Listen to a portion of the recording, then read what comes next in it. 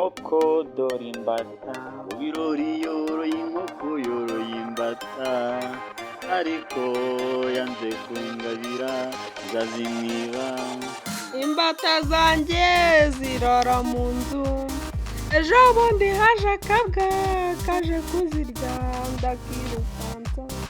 Akabwa kaje ku manywa urakirukansa, inzaza nijoro wasinziriye nzazitwara.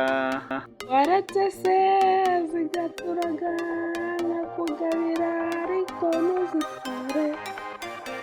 Ibyo ndabyemeye uzangabire, nzajya nkwirahira habirori wangabiye, ariko kandi sinzavuga imbata kuko banseka.